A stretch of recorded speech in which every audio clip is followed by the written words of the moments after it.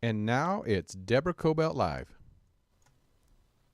Hey, everybody. Thanks for joining us today on Deborah Kobylt Live. We have a very, very special guest joining us, award-winning actor, environmentalist, philanthropist, former addict.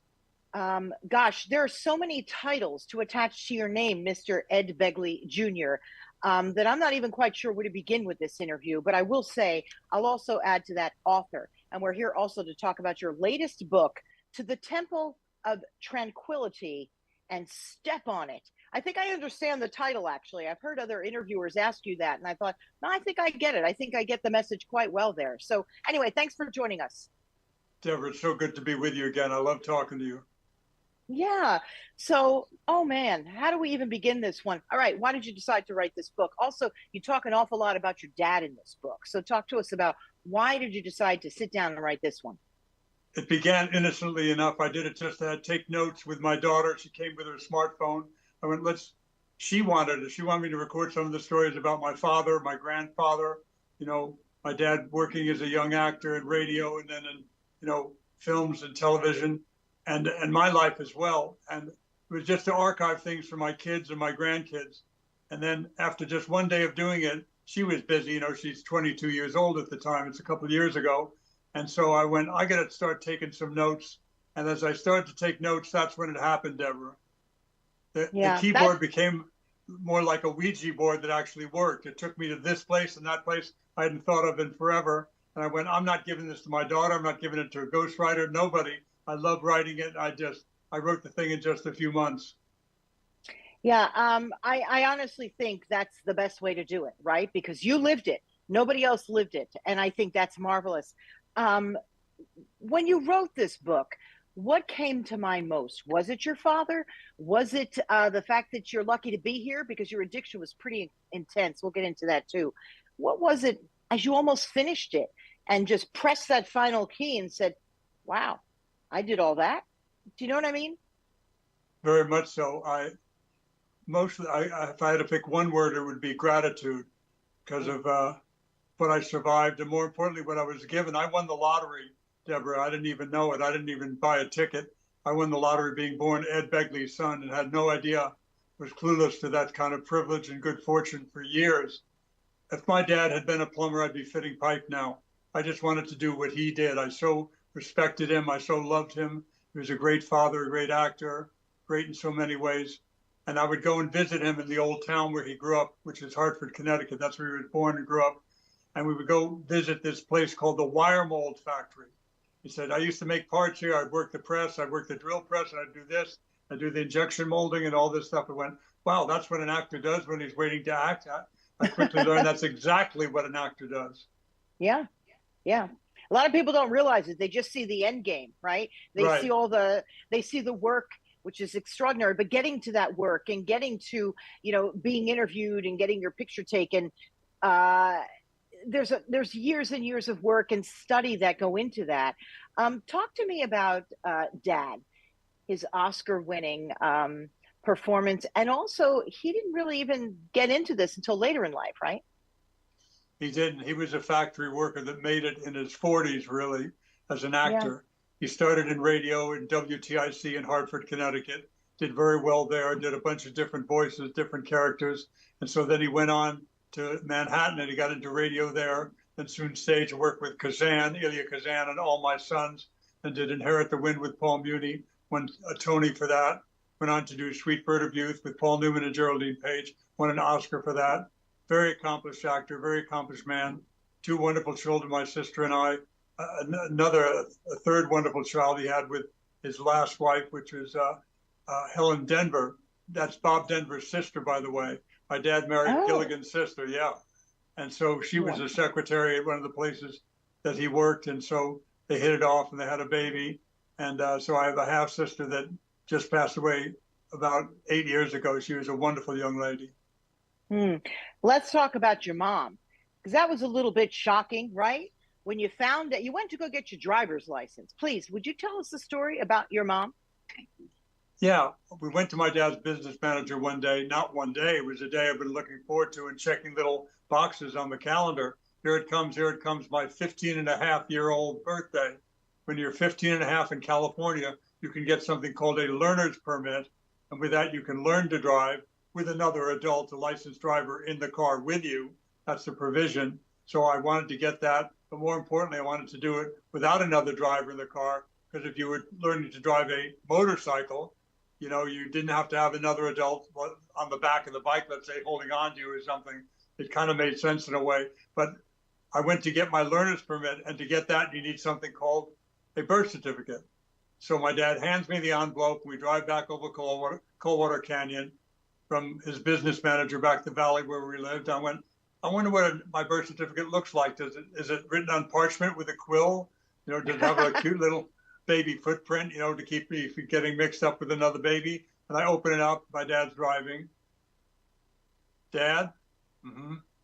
Why is there no mother's name in the birth certificate? He just drives in silence for another full 30 seconds. Because Amanda wasn't your mother. Yeah, oops is right. This woman, Amanda, that passed away when I was 7, the woman who was definitely, unquestionably my mother, now I learned is not my mother. Drive a little further, Dad. Well, then who is my mother? Who was my mother? Is she still living? He goes, Sandy's your mother. Multiple explosions in the head, because this woman, Sandy, my sister and I would see her at Christmas time, at Easter time, Valentine's Day, she'd get us a gift. Something about this woman, my sister and I just were crazy about her. My sister once hopped down the Long Island Railroad, went to Grand Central Station, and, you know, started asking around the commuters, asking, do you know where Sandy is? We saw her there so often, we thought she lived at Grand Central Station. Wow. But I got to know her and got to be friends with her and developed a wonderful relationship. So how lucky am I to, you know, I had a mother who was deceased at 15 and a half years of age, and suddenly I had a mother within 1 minute who was very much alive. What was the explanation as to why they all did that? They weren't big on touchy-feely kind of father knows best conversations in my household back then. There's a lot of secrets. I later learned that my brother Tom was not my brother, but indeed my cousin.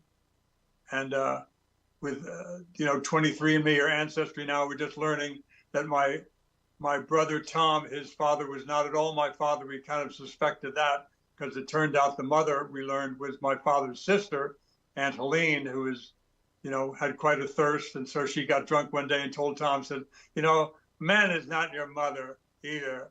I'm your mother. And, you know, my Tom was like, what the hell? And so then he tried it for years to find out who the father was, and we never found out. But we know who it was, and it wasn't certainly anybody that we knew immediately, but we're still trying to get to the bottom of that one. And Tom is long gone, but his children are alive, and so they're pursuing who Tom Begley's father is. My goodness. Did you ever have a moment where you invited everyone around the Thanksgiving table? I could only imagine this, right? Everybody's pointing a finger, like, wait, you're my cousin. No, you're my brother. Wait, that's mom. Nope, not mom. I mean, could you imagine what that table would look like? No, you need a flow chart. You definitely need a Venn diagram or a flow chart or something to really comprehend this. It's kind of funny. Wow. And what did that do? Go ahead. No, a lot of questions remain unanswered. Everybody's gone now that could answer some good questions, like did Amanda, the woman I thought to be my mother, the woman my dad was married to, did he know about Sandy, the woman my father had 2 babies with? Because genetically we were very much my father's children, proven by, you know, ancestry and all of that, what we suspected. And we're told that part's true. My father is my father, but, you know, who knew what? My birth mother, Sandy, she certainly knew about Amanda, because it was, you know, in the papers. Ed Begley and his wife go to the premiere, blah, blah, blah, you know, so she knew who she was. But I don't know if she was hired to have 2 babies with my father, if she was a girlfriend for years, and he accidentally had 2 babies. And everybody that could possibly answer that is not around. But they're all good questions I hope to get an answer for one day. And she stayed quiet, huh, your mom? She did. That must have been hard for her. As a mom, sure I couldn't imagine. I can't imagine. Yeah, but I'm sure she was watching you from afar. That's quite a story right there. There's a book on Sandy right there. Sandy. There, just Sandy, and that's a book in and of itself. It really, really is that. That really took me when I read about that. I had to read it over and over again to imagine what a 15-and-a-half-year-old kid was feeling. You know, here he is all excited to go get that license. And then all of a sudden, as you're getting out of the car, it wasn't exactly the same moment as when you walked in, right? Nobody's who you thought they were. But I thought at that time, I thought, wow, they're very good liars. I'm not a very good liar at all. I always got caught.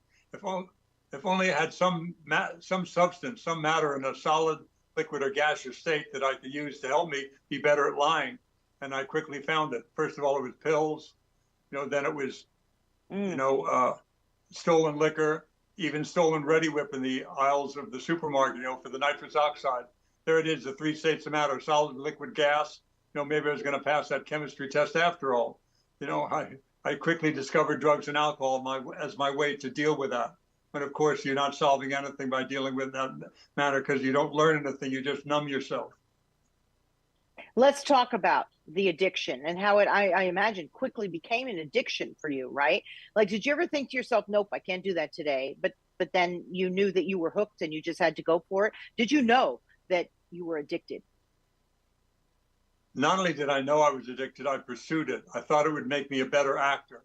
I thought, wow, look at Peter O'Toole and Richard Burton and all these guys, and Tony Hopkins and Oliver Reed and all these guys are drunk on the set, they're drunk on stage, as reported to me. And I think there's a fairly accurate reports in many cases, maybe not every show, every day on a movie or a play, but a good deal of the time, they'd be rip-roaring drunk. And wow, if I was drunk, maybe I'd be a better actor. I literally thought that. So I sought out being an alcoholic, thinking it would somehow make me more talented. I'm not sure it works like that, Deborah. No, we all know that it doesn't, because it comes back to get you, because there comes a day where you can't do that acting anymore. We'll get into that. Who is the person, this may surprise a lot of people, who is the person who knocked on your door, not literally, but said to you, Ed, you got to get off this stuff? There were several people. There were people who helped me a great deal, family members. I was married to a wonderful woman called Ingrid, wonderful lady, mother of my two grown kids. And she was quite a great deal of help in helping me get sober back in the 70s. And then there was Bruno Kirby, my dear friend, the wonderful actor Bruno Kirby, helped me immeasurably. All those people helped me in a very positive and, loving way. But there's some other people that helped me in a different way. They were kind of over me at some point. They were fed up, and they just, I guess it's called tough love now. But, we didn't know I didn't know what it was called back then. But there's a guy named Billy Boyle. This guy, Billy Boyle, I kept coming into these different 12-step meetings, and this guy be out there smoking. You could smoke at meetings back then. Hey there, Slim, he said when I came in and out for the fourth time. How you doing? Welcome back. What is this, your fourth or fifth time trying to get sober? I went, yeah, Billy. You know what? You're never going to get sober. Oh. What did you just say? I said, you're never going to get sober. What a terrible thing to say, Billy. I said, why would you say that? I said, I heard you got a job over at Universal. I said, yeah, I'm doing Battlestar Galactica. Got an apartment in Larchmont? Yeah. You got a wife named Gretchen? Ingrid, but yeah. Couple of kids? Yeah. I said, oh, you're screwed. You'll never get sober. I said, why? This sounds like good stuff to me. Why am I never going to get sober? He says, because you haven't lost anything. Get back to me when you do, because you're going to. You lose all of it, the wife, the kids, the money, the job. Here's a new deal, and you listen to me, wise guy. You're going to call me before you drink next time, not wander in here after you got drunk and sober again. You're going to call me before you take that next drink. Do you hear me? I'm going to come over there and I'm going to kick your ass. He's about 5'3". I'm 6'4". I'm 200 pounds. He's maybe 130. So he's going to, okay, Billy, whatever you say, you're going to kick my ass. You promised me I'm going to come. I swear to God. Okay, Billy, fine. And then that happens. The inevitable happens. Not necessarily a bad day. This was a good day. I'm ready to start on the in-laws with Peter Falk and Alan Arkin. I'm at the airport there at LAX. The bartender's setting up at 8 in the morning because that's what they did back then. Maybe they still do. They do. They do. I took a flight not long ago, and everybody's drinking up at 7:38 in the morning. I'm thinking, this is crazy. Anyway, go ahead, please. So I ordered that Bloody Mary, put it to my lips. I'm just about to drink it. And I remember Billy goddamn Boyle. Okay, Christ almighty. I know he's not going to kick my ass, but I don't want to hear a bunch of nonsense from him. I'll call him. And there's no cell phones back then. This is 1978. I got to go over to payphone. Hey, Billy, who the hell is this calling me at this hour? I said, it's Ed Begley. He told me to call you before I drink. And so I'm about to drink, and so I'm calling you, okay? Oh, okay, well, sounds like you're at the airport. Where you headed? I'm headed to Cuernavaca. It all seemed pretty casual to me, Deborah, but he seemed pretty excited near the meeting now. I'm telling me he's asking about the weather. Yeah, it's nice there, Billy, but you heard me. I'm about to, bartender, did I just order Bloody Mary? Yeah, you're going to come drink it? Yes, I am. Billy, I'm going to drink, and you told me to call you. Okay. Give me a call when you get there. And Billy, I'm looking at my boarding pass. I'm in first class. I'm also going to drink on the plane. Going to have a lot of liquor. And you're telling me to call me? He said, yeah, call me when you get there. I said, but I'm going to drink. He said, you're not going to drink. I said, I am going to drink. You're not going to drink. I am going to drink. You're not going to drink. And you know why? Because you called me. If you wanted to drink, you would have taken the drink before you picked up the phone. If you wanted to drink, you wouldn't have come into that first meeting 2.5 years ago. You don't want to drink, you dumb idiot. Now get to Cuernavaca, do a good job in the movie, and call me when you get there. Bye. And hung up on me. Whoa. I didn't take the drink. I know. Brilliant. You must have been speechless. You probably were looking at the receiver thinking, what just happened? I was speechless and drinkless. I also went over to the bartender, gave him a tip, told him to pour it down. Didn't have any drink at the bar, didn't have any drinks on the plane, and got sober and stayed sober eventually. Oh, what year is this? This is 1978. I drank for one more day in my garage. No, 3 days secretly in the garage. I had half a bottle of wine, got sick as a dog. Another kind of wine, sick as a dog. 3 or 4 beers. Deborah, I could drink 3 or 4 6-packs without blinking. 3 or 4 beers, and I was sick as a dog. And I finally realized I was allergic to alcohol. One was too many, and 1,000,000 wasn't enough. And it was an obsession of the mind and an allergy of the body. And I could never drink any more of that stuff. I might as well call battery acid. Why would you drink battery acid? Well, that's what it had the same effect on me. So I stopped drinking battery acid, which is liquor, back in 1979, and that was the full end of it all. Incredible. Well, didn't you drink, I believe, like a quart of vodka a day at least? I did from 1971 through 1978, and operated a vehicle. How I didn't kill anybody, Deborah, is the biggest bit of gratitude I have in my life. If I had killed myself, that would have been fitting, of course, to somebody that out of control to take their life accidentally or God help us on purpose. But to kill somebody else or injure someone else, I couldn't have lived without it. It would have had the same result. I would have ended my life. So thank God I didn't do that. And I sit here today sober because of people like Billy Boyle and Bruno Kirby and my first wonderful wife, Ingrid. It's incredible to me. I also read that it was Mr. John Belushi that once said to you, you got to get off this stuff, man, which is 100%. Which is really saying a lot. When did that moment happen? Where were you? We were in Cuernavaca. Not Cuernavaca. That was the movie with Peter Falk and Alan Arkin. We were in Durango, Mexico. I seem to have a lot of fun in Durango now that I think about it. Mexico in general, Deborah. But I was down there in Mexico drinking like a fish in the bar, the El Presidente Hotel. And I was so far gone that John Belushi thought I needed some help, dragged me out of the bar. He and his wife, Judy, took me for a drive around town to see some of the sights and got me sobered up. John was definitely, and again, John I'll remember as being a great comic. People tend to focus on the last few days of his life and that unfortunate chain of events, but he was a great comic, a great friend, and he definitely got me sober. So I love him and I love Judy. I still communicate with Judy Belushi, a wonderful lady and a dear, dear friend. Wow. What a time. What a time. Talk to me about your career. The television, obviously Saint Elsewhere. Everyone knows you from Saint Elsewhere. It's going to have to go above your tombstone, even above your name, right? I mean, what a show. You made that show, but also all the films that you've done. What was sort of the first moment that you acted and realized, this is it. I am definitely my father's son, and this is what I want to do. I wanted to do it from the earliest age. 3 or 4 years old, that asked me, what do you want to be? I go, I want to be an actor, because my dad was an actor. If he had been a plumber, I'd be fitting pipe, as I said earlier. But I had no training and didn't think I needed training, Deborah. I saw my dad do it. He made it look easy. So I had this bad attitude, this kind of wake me when I'm famous attitude. I didn't think I needed to train. I never said anything to my father, but I secretly resented him. Why couldn't he just call up, pick up the phone, and get me a wagon train? Why couldn't he get me a Perry Mason, for God's sake? What about Gunsmoke? I'd be very good on that show. Not just a one-shot thing. I want to be a regular, for God's sake. Give me a job as a regular. Like, first of all, A, he could pick up the phone and do that, like he had the power to do that. And B, if he did that, I would never have appreciated it, you know? Right. So I went out on interviews. I never got a thing because I hadn't any training. When I finally started to train as an actor, then I got work. What was your first moment getting work? What was your first job? My first job was a wonderful show called My Three Sons. And I keep in touch with Stanley Livingston to this day.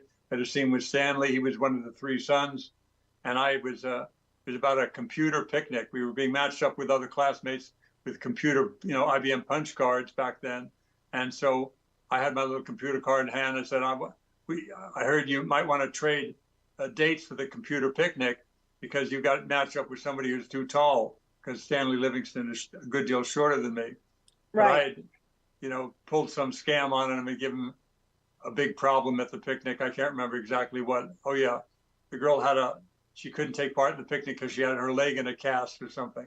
She had been in an accident. Just 60s crazy writing. But I was so happy to be in that show. I left my makeup on when I was done and did my paper route. I had a paper route, which was my real source of income. That was my day job.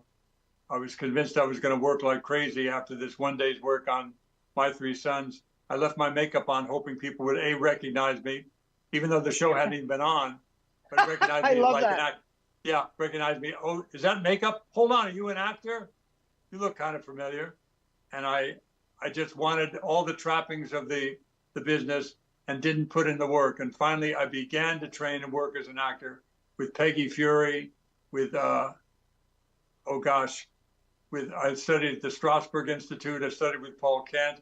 I studied with Jeff Corey. I studied with Stella Adler. I studied with nothing but good people. And I'm very lucky to have kind of learned on the job and not got fired. I kind of learned while I was doing it, doing different shows like Adam 12 and Mannix and Columbo and Beretta, all those shows from the 70s. I just learned while doing it. Yeah. Didn't you also do Room 222, I believe? That was my first somewhat regular job. I was not a regular on the show. I was a recurring character at best, and not like a recurring character today where you're the same character each, season as you go forward. I was Stretch Webster, then I was Bob, then I was Willard, and I was all these different characters. They just did that back then in the 60s. And I was happy to have the work. And something finally happened. Something happened that I've been hoping would happen for years as an actor. This was 1970 or 71. I finally got relaxed in front of the camera. I wasn't, uptight around the camera, dolling around the lenses, coming near you. Go, oh my God, don't look at the camera, don't look at the camera, don't look at the camera. Right. So you're kind of doing this. I got over that. I was relaxed in front of the camera. That's the good news, but it's also the bad news. I spent the next 10 years at least of my acting career being relaxed in front of the camera. And you don't want to watch a character relaxed in every play or movie you ever see. It's not very exciting to watch. You want to see somebody dealing with some sort of conflict or pain or challenge. And that's what plays and TV shows and movies are based on, conflict and people dealing with different forms of pain and conflict. And so, I finally started to incorporate that into my work like a decade later, and I began to work quite regularly after that. Yeah. How did you create the iconic character that you played in Saint Elsewhere? I really can't take 1 ounce of credit for creating it. It was created by the wonderful writers like Tom Fontana and Josh Brand and John Falsey, John Macias and John Tinker, these wonderful writers. They wrote the character of Ehrlich. I kind of brought what I brought to it, and they then wrote more and more for it. But keep in mind, I did not get the part I auditioned for, the part I wanted, Deborah. I wanted the part of Dr. Peter White, which wound up being given to Terrence Knox. And I wanted that part because I was a regular. They threw me a bone and gave me this character of Ehrlich that was in, 1, maybe 2 episodes, had 1 or 2 lines in the pilot. And I was happy to have it, but I didn't get what I wanted. The character of Dr. Peter White gets killed in season 3, shot and killed. I was on every episode but one where it's a flashback before Ehrlich was born. I was in every episode but one of the main characters of the show, all because I didn't get what I want. What I wanted has always been chump change. What I got was always a gold mine. So I'm a very lucky man to this day.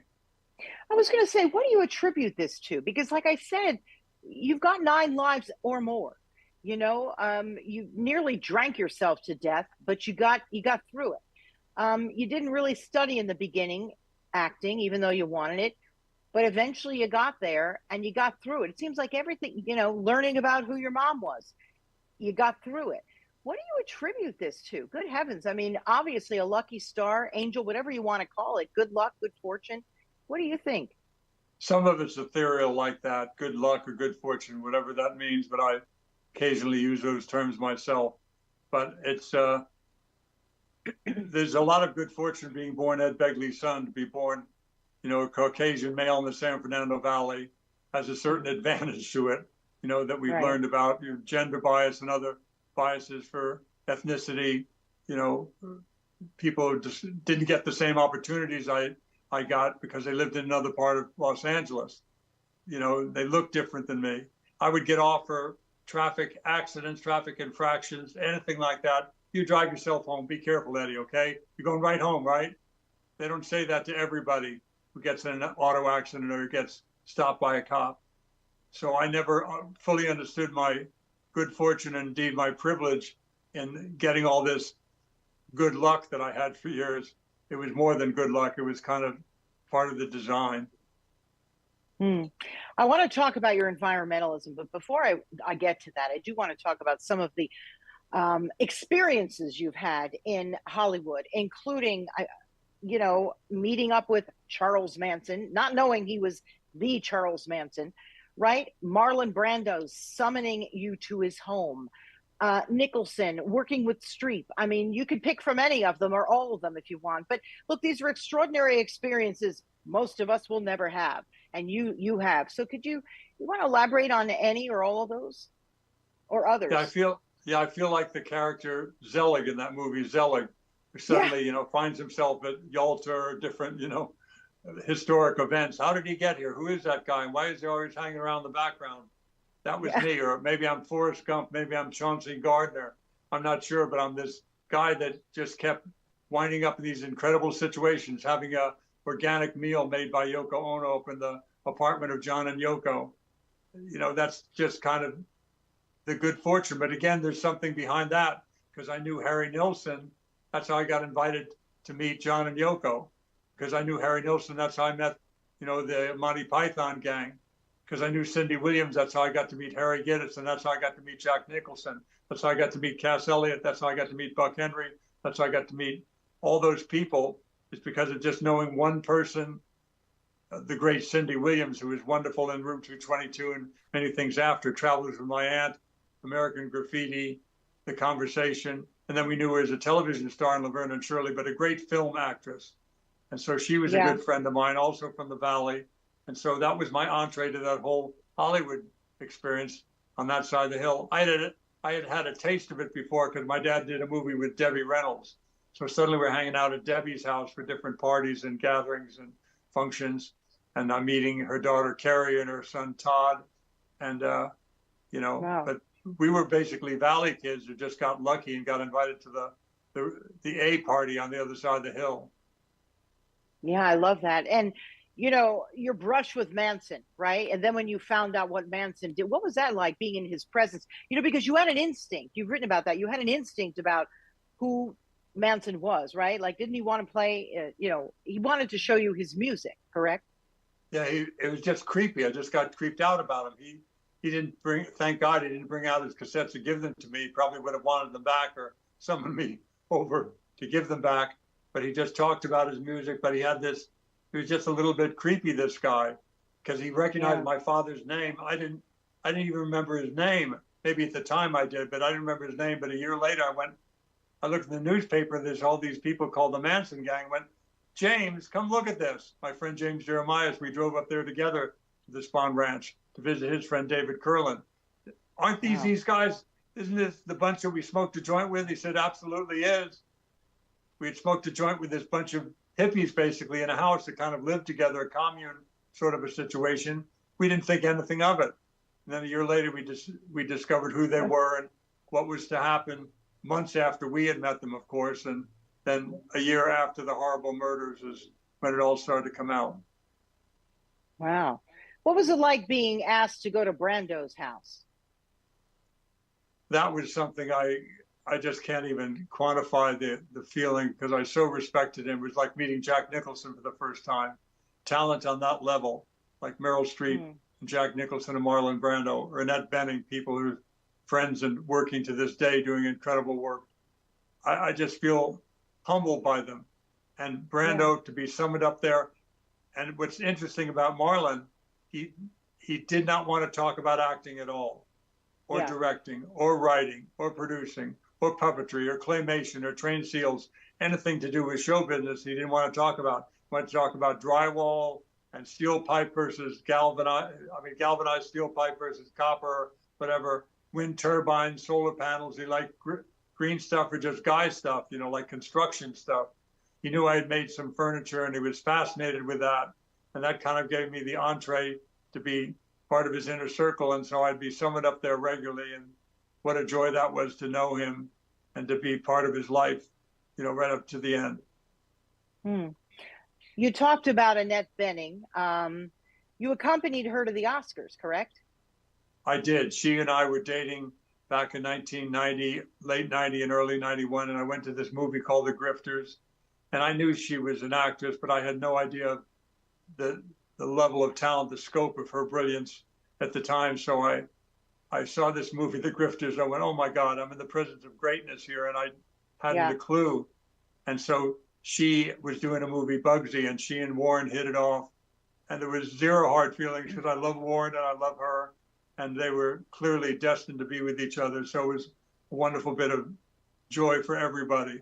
And the work she's done before and since is just extraordinary. I don't know if you've seen Naiad yet, but you have to run out and see a movie called Naiad about Diane Naiad, in which Annette is just sheer brilliance once again. She's just amazing. The level of work she does is just something I can only aspire to. I know people that do that kind of work, but I have not done it yet, nor do I think I have the tools to do it. Stuff like Joaquin Phoenix is doing and Annette is doing and Meryl continues to do with every movie. And I get inspired and I get to be a better actor just being around them, I think. Yeah, you've spoken about Joaquin Phoenix. I mean, he's one of your favorites, isn't he? He is. Did you see a movie called The Master with him and Philip Seymour Hoffman? If you haven't seen it, go see it at some point. It's a wonderful movie, but the performance is off the charts. Sorry, Deborah. No, I was going to say Seymour Hoffman, Philip Seymour Hoffman, right? What an extraordinary talent also. I mean, you're really, it's true. You're in the presence of these people. And I'm someone who will watch a film or a TV show, but generally a film and know that I'm in the presence of, I'm watching some incredible, just greatness to use your word. But go ahead, continue with the film that they're in. It's called The Master and it's a brilliant, brilliant movie. Philip is just wonderful. Yeah. But Joaquin Phoenix becomes this character. I don't know who that person is, but I've seen him, I've met him, and he becomes this character 100%. You're watching, hidden camera footage, you're watching documentary footage, whatever way you want to look at it, but it's not acting. I mean, of course it is acting, but brilliant acting. He becomes so immersed in the character that as you do with the Joker, as you do with Gladiator, everything he's ever been in, he has a level of commitment that I can only aspire to. I get fairly committed to the role of, Dr. Ehrlich on St. Elsewhere, A Mighty Wind, or Best in Show, those kind of Chris Guest movies I get pretty immersed in and committed to, but nothing like this. I see that, I just go, I got to up my game, I got to be better, I got to study more, I got to work more, I got to prepare more. Do you prefer film or TV? And in all the work that you've done, is there anything that really stands out? Like, wow, when I look back and I look that I did that, I'm very proud of it. Or perhaps all of it. I'm proud of St. Elsewhere just because of the sheer volume of it, the length of the job. 6 years on a show like that with great actors, great writers, great directors is one of the great gifts of my life as an actor. And to be in a movie with Meryl Streep, is a high point for anybody. I don't care if you're a day player or if you're doing craft service. You're in the presence of greatness. She's a great, great actress, the greatest actress of our time, in my opinion. And so that always just amazes me that I got to experience that. And I also liked being in, I mentioned a movie, Best in Show. It's one of those perfect movies for me. And I have a small part in it, but I just love, this is Spinal Tap. Talk about a great movie, a perfect movie. I have 15 seconds, and it's not the size of the part, it's nothing, what I do is just fine. But to be in that movie and be part of that wonderful ensemble that did what they did with Spinal Tap. And, you know, I'm still in awe of Chris Guest and what he does and what a good friend he's been to me. He's given me some of the best parts of my life. I notice a common theme. All the people that you've been, you know, friendly with, that you've worked with, that you've engaged with, they're still your friends. So that says a lot about you. You know, you gather friends along the way and you keep them. How do you manage to do that? Well, you're lucky, sure. But you go ahead. Yeah, I'm not sure how I do it. I just try to be as, you know, respectful as I can and try to also amuse them when I have an opportunity to do so. They're very smart and funny people. So if you can find some way to amuse them, that certainly will gain you some points. So, and Fred Willard, to be on set with Fred Willard, what a talent he was. I used to see him in nightclubs when I did nightclubs. He was in a group called the Ace Trucking Company, brilliant improv group. And then I started to work with Chris after Waiting for Guffman, movie I was not in, but it's still one of my favorites. I don't care if I'm in it or not in it. It's just one of the best movies ever. And then Best in Show, then A Mighty Wind, got to be in all of those, and Fred was in that. And I think of him continuously. He's just a great friend and a great actor, and he's missed by his friends and family alike. Yeah. The film you did with Meryl Streep, for our audience who might not be familiar, would you tell them what it is and perhaps one of your greatest memories of working with her? The movie is called She-Devil, and it's Roseanne Barr and Meryl Streep. Roseanne Barr and I are married, but I meet Mary. I can't remember Mary's last name. I should. She's a writer in the movie. Meryl Streep plays this character, Mary, and she is a romance novelist. And we meet at this function at the Guggenheim, and it's just love at first sight. And I try to be respectful of my wife, but I'm not very good at it at all. And suddenly I take up with this wonderful writer, this very romantic, wonderful woman, and Roseanne Barr decides to seek her revenge, and she does it quite effectively in this very dark comedy called She-Devil.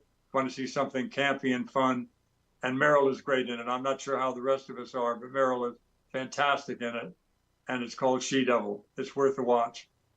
It's fantastic, and you're right about Roseanne Barr. She sort of freaked me out. I remember watching that film, and I thought, whoa, you know, it really, you're right. It's a great dark comedy. And everyone in it is fantastic, yourself, of course, included.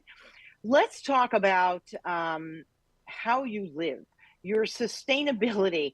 As I said to you, my husband, who has a radio show, went to your home, not the home you're in now, but went to your home before, and you walked him around and showed him the way you live, you know, off the solar energy. I mean, you really, really walk the talk. And I also want to mention that this past year, is this correct? You went to the Academy Awards through public transportation. Is that correct? We did. My daughter Hayden and I had the easy job to just walk in my regular men's shoes. She had to get some moccasins to put on and take off the heels and walk. I guess it's about a half mile to a mile from the stop that is a working stop on the LA Metro system, the rail system. It's a beautiful subway system, because they can't have you getting off at the Hollywood and Highland stop, because they'd come up right in the middle of the red carpet. And that'd be fine for me, but for all the people that want to use the subway, you can't have just people with their, you know, their rolling carts getting off the subway in the middle of the Oscars. So we had to do a bit of walking, and Hayden was game. And she not only took it that night to the Oscars, as I've taken before with her, and I've ridden my bike to the Oscars and all that, but the whole week leading up to it, she used nothing but public transportation. She wouldn't get in my electric car once or anybody's car once. She took public transportation. She has since landed a wonderful job at LA Metro. She's working, doing great work for them. promoting that wonderful transit system. And so that needs work. We know we had a lot of challenges during the pandemic. We've got to reclaim a lot of the stations and other things that have had some problems occur, big problems, but we're doing it day by day. It's getting better. I ride the subway safely again. I can say that right now. I take the buses regularly as well.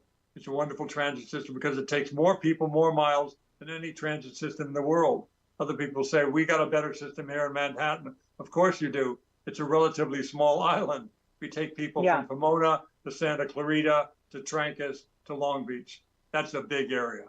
And we do it very well, given the amount of people that we're moving around and the amount of space involved, the amount of distance. And we're going to do it even better.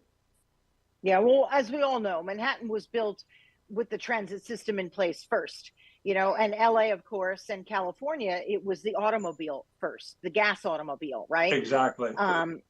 And now we're just trying to play catch up. And I agree with you. This can be done, Ed. This can be done. I'm in your corner there.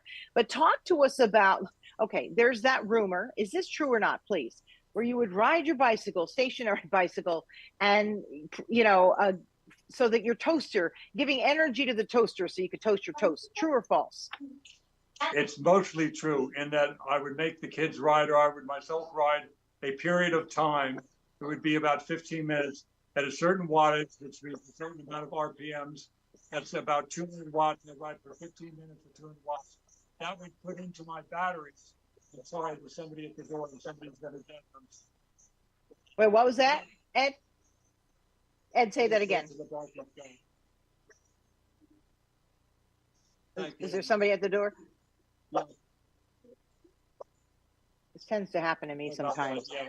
We'll this has happened to me, but no, for some reason, when I do interviews, either somebody comes to my door or somebody comes to somebody else's door. But let's start that over again. If we were talking about, is it true that you would ride a stationary bike or someone in your family to toast your toast, to give it the energy to toast, you know, for your toaster to work? The basic statement of that is true. But the way it would actually work, since I had these wonderful solar batteries in place, I would ride a period of time. That period of time turned out to be 15 minutes at a certain wattage, which means a certain amount of RPMs on a bicycle. You'd have to generate about 200 watts for about 15 minutes. That would be enough energy to toast, you know, for 3 minutes of a normal toaster. Or you could run a computer all day, or you could run a light bulb all day. It was a computation, but it was a very real electron transaction in that you'd have to ride that amount to put into the batteries, not through solar, you know, photons coming from the sun, but through actual motion of a bicycle. You'd have to ride 15 minutes at 200 watts to have enough power to toast toast. It was I would do it all the time. And you were completely committed to it. How did you get, you know, on this long before it was fashionable to get on this? I mean, you really started making sure that you lived a very ecologically friendly, sustainable life at a pretty young age. Like, what triggered that? It was my dad. He was a conservative that liked to conserve, you know. He lived through the Great Depression. He was a son of Irish immigrants. We simply turned off the lights, turned off the water, saved string, saved tinfoil. You know, we did everything that we could to save energy. My dad never really used the word environmentalist, yet he was one. You know, he just was always dedicated to saving and conservation, and he raised me in that way. So when he passed away, he died within a few days of the first Earth Day. So I did a lot of this stuff to honor him as much as anything. And so I continue doing it to this day. A great man, a great father. Can you, before I let you go, can you briefly tell us, you know, how do you live? How do you do that? I believe your water is completely recycled. You know, obviously you use electric cars, you use your bicycle. Can you tell us, you know, a day in the life of Ed Begley? I slowed down a bit. I used to be pretty zealous about it in my 40s and certainly in my 50s and 60s, but I'm 74 now, so I've slowed down a bit. But I have the good fortune of living in a house now that is what's called a LEED Platinum home. It's super efficient, so it does not take a lot of energy to run. We have 9 kilowatts of solar on the roof and tremendous efficiencies built into the walls and the heating and air units and everything. Everything about the house is green. So it's very simple to do now. It's all kind of hidden where you can't see it, which is what Rochelle wanted. She didn't mind me having solar panels, of course. She likes lower bills, but she didn't want to look at them. So we have them up on the roof with a little parapet wall that's only about this tall. And that parapet wall is enough to hide the bottom of the solar panels. They're sloped up at an angle so you can't see them even from the backyard if you're up on a ladder. So it has great visual appeal. It's a French Mediterranean design home, yet it has super efficiency of, a SEER rating of 30 on the heating and air units, I believe. 12-inch thick walls with incredible insulation, double pane windows everywhere, 9 kilowatts of solar, 2 big 4x10 solar hot water panels, solar heating for the pool water as well, vegetable garden, compost bins, recycled tile throughout the house, reclaimed wood for the wood that's on the floors. The house is not made out of wood, though. It's made out of steel, which is great for earthquakes. It holds up pretty well in an earthquake. It's obviously great for fires. It's obviously great for no termites. It's obviously great for no mold, because mold doesn't grow on steel. So steel is a good way to build, and I think it's the way they should build in these fire areas. We keep losing homes to fire. Yeah.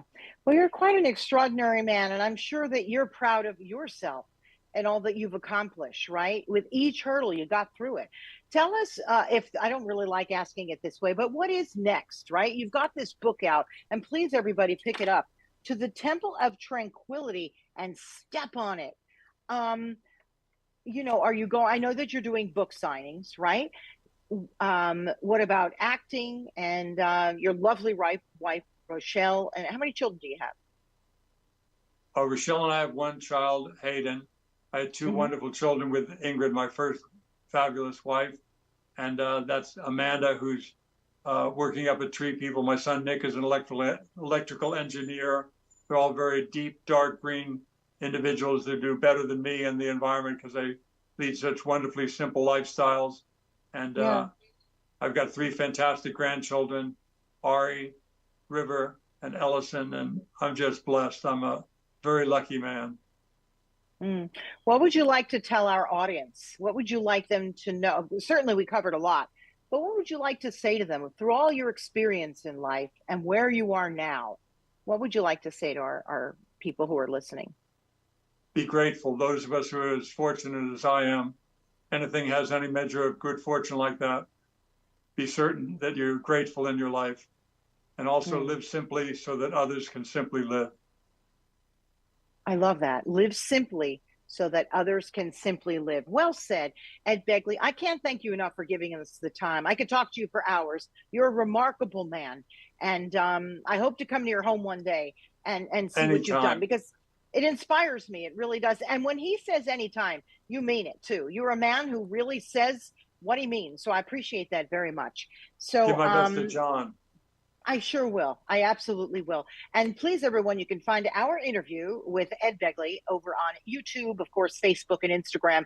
And then as an audio version, we're on iHeart, we're on Apple, just about anywhere you can get your podcasts, we're there as well. But please tell your friends, this is a wonderful interview. And there's a lot that we could all learn from Ed Begley. Thank you so much. And pick up the book. What a great time for this book, for the holidays, To the Temple of Tranquility and Step on It. Great book, great title. I'll let everybody out there figure out why you called it that, because especially at the end, and step on it. Am I going to guess? Because life is short, right? So let's figure it out. Is that correct? What it is, for me, it's the irony of trying to rush serenity, to rush tranquility. Tranquility will happen. You can't rush it. You certainly can't rush it by trying to get it out of a bottle of vodka or a pill or some other substance like that. You get serenity in your own way, in an organic way. Let it come, let it happen. And that's the only way you can achieve tranquility. You can't get it by rushing. Yeah. Thank you so much for sharing that final note. And everybody, again, tell your friends about our interview with Ed Begley Jr. We appreciate him so much being here, giving us the time. Our show is Deborah Kobylt Live. I'm your host, Deborah Zara Kobylt. Thanks for